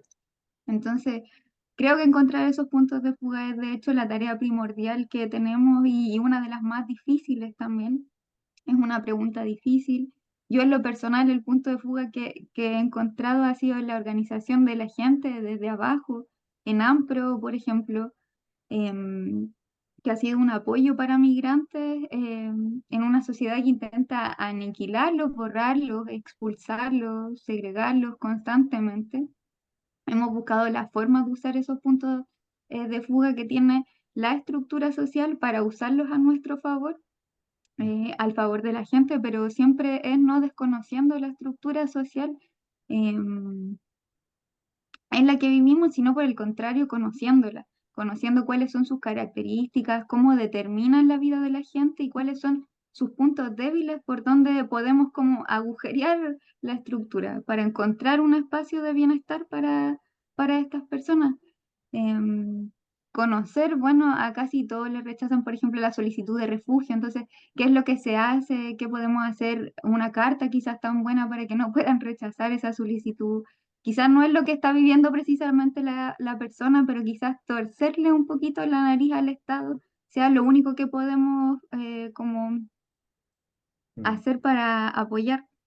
Em, Entender, por ejemplo, cómo hacer las apelaciones para ganar la residencia definitiva. Son cosas que estoy nombrando solamente por el contexto con migrantes con el que trabajo, pero buscarlas en los distintos contextos, eso es a lo que voy.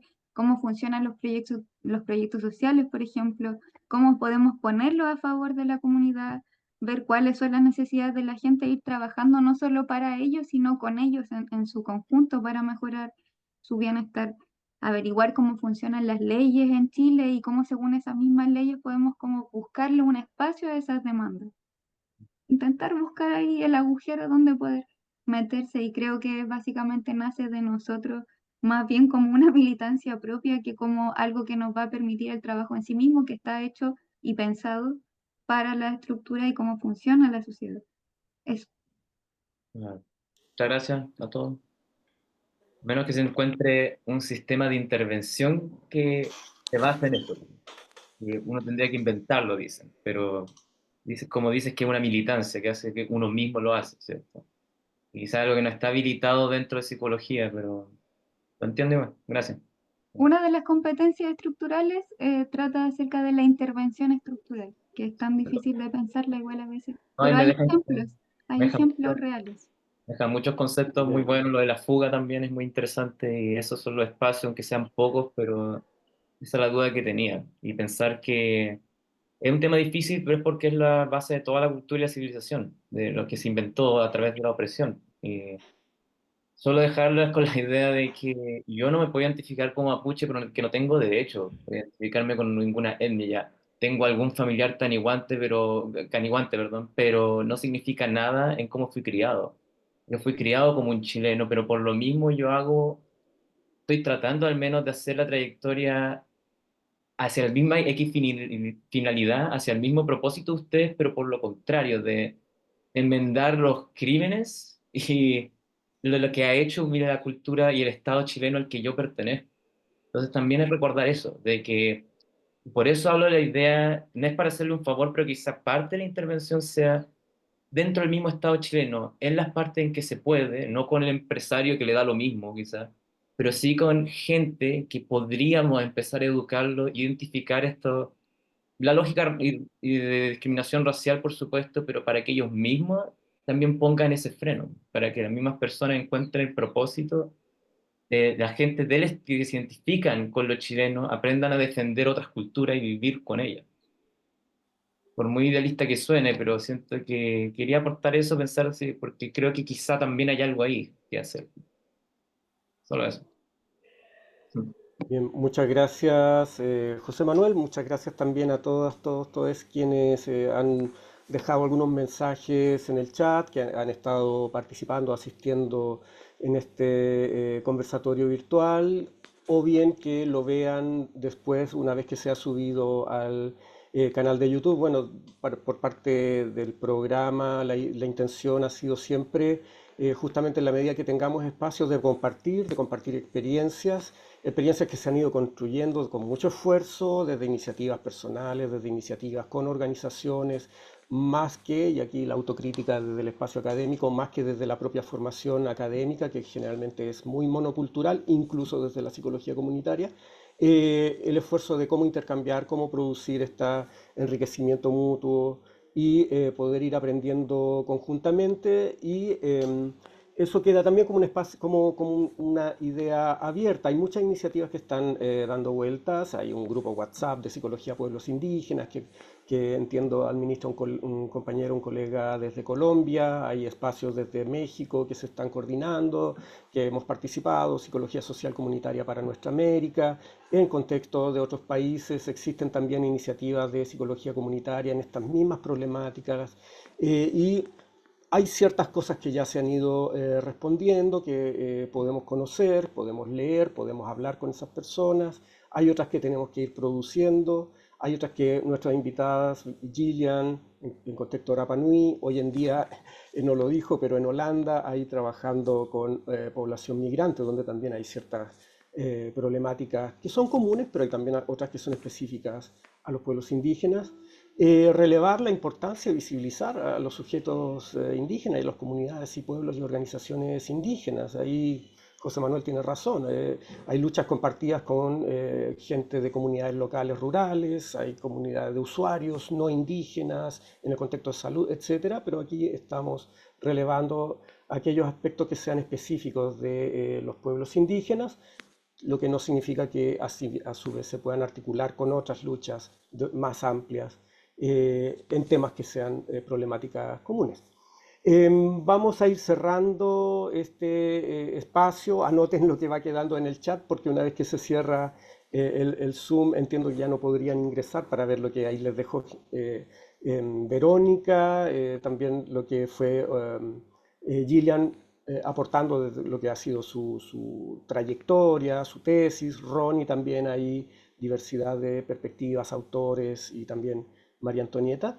La próximo conversatorio o seminario web desde este espacio va a ser centrado en la temática de la inmigración o de la migración internacional en el contexto de la psicología comunitaria con colectividades migrantes. Espero que nos veamos y que organicemos aquí de la iniciativa, de las ganas de quienes asistieron, de nuestros participantes, un próximo espacio. Y saludo a todos aquellos que veo ahí entre los participantes que no he tenido oportunidad de saludar, Oscar Aler, el trabajo que realizan ahí desde el territorio Lafkenche, en Tirúa, Cañete, es un trabajo reciente que publicaron, felicitaciones y espero que lo compartamos.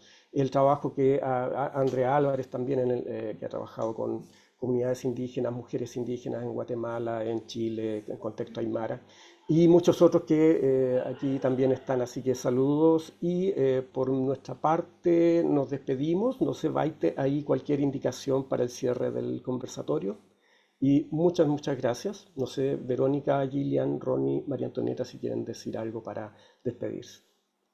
Solo agradecer la invitación, agradecer los comentarios, las preguntas, yo creo que estos momentos son siempre enriquecedores para todos y todas.